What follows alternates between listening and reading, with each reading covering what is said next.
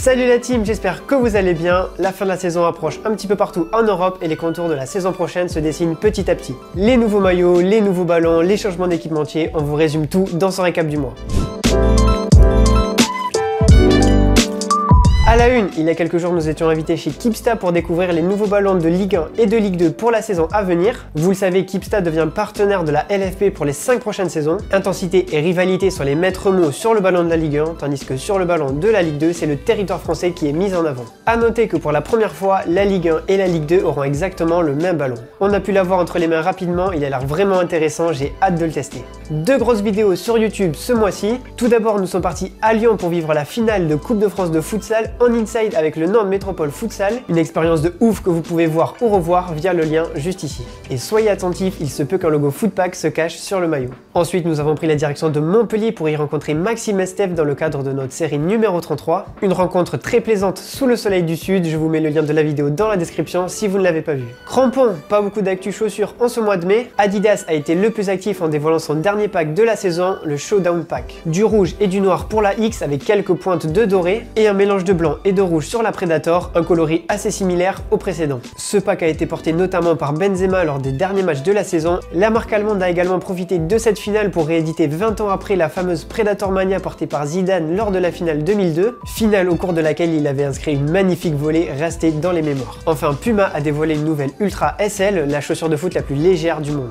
Elle présente un design original et elle a surtout la particularité d'être fluorescente. Comme vous vous en doutez, la paire ne devrait pas être portée sur les terrains. Maillot, on passe à la grosse partie de ce récap de mai et à la partie qui va nous animer tout l'été. On a déjà eu pas mal de sorties, alors je pourrais pas revenir sur toutes, mais je vous mets tous les liens dans la description. Liverpool a ouvert le bal en ce début de mois, suivi de près par le Bayern Munich. Un design rouge simple pour Liverpool, tandis que pour le Bayern, on a le retour des bandes, mais de manière horizontale cette fois-ci. Adidas a également dévoilé les maillots de domicile de la Juve, du Real et d'Arsenal. Je vous mets les visuels à l'écran et toutes les infos dans la description. Puma a lui aussi présenté les nouveaux maillots de deux de ses clubs principaux, à savoir Dortmund et Manchester City. Un design inspiré des années 60-70 et de la légende du club Colin Bell pour le champion d'Angleterre. Du côté de Dortmund, on retrouve un design à rayures également avec un graphique spécial représentant les fenêtres de l'auberge Witschütz, point de départ de l'histoire du club.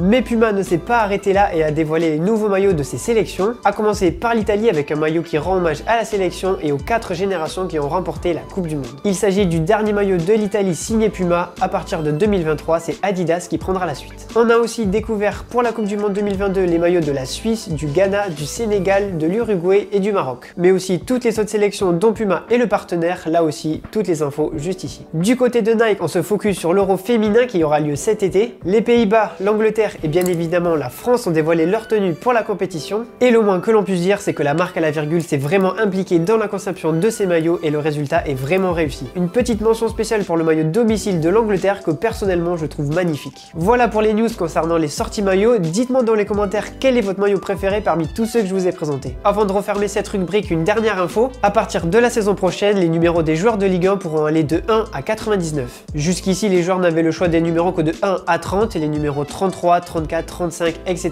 étaient réservés pour les joueurs n'ayant pas signé de contrat professionnel. Exceptionnellement, pas de boots mercato ce mois-ci, mais à la place, je vous propose de faire un point sur les changements d'équipementier et ça devrait encore pas mal bouger cet été. On commence avec Castore qui poursuit sa progression avec la signature d'Aston Villa et surtout du FC Séville. Déjà associé aux Glasgow Rangers et à Newcastle, Castore continue de se faire une place dans le monde du football. En France, ça s'agit du côté de Kappa. La marque italienne va équiper le Stade Malherbe de Caen à partir de la saison prochaine. Toujours en Ligue 2, le Paris FC passe lui de Nike à Adidas. Et enfin, le FC Bâle sera désormais équipé par Macron. Insolite, Tyrone Mings devient ambassadeur pour les ballons Mitre. Oui, des ballons. Alors en réalité, l'histoire n'est pas si insolite que ça, puisque le joueur apparaît dans une campagne nommée Different League, qui place Mitre comme une véritable marque de football auprès des jeunes joueurs, en les encourageant à pratiquer et à regarder le football. En plus de ça, le joueur propose via son académie des entraînements à des jeunes joueurs dont Mitre fournit les ballons. Voilà pour ce récap du mois de mai avec beaucoup de sorties maillots et les choses devraient encore s'accélérer lors du mois de juin. Dites-moi dans les commentaires quelle sortie maillot vous attendez le plus. Suivez-nous sur tous nos réseaux, Twitter, Insta, TikTok et en attendant, je vous dis à bientôt pour de nouvelles vidéos.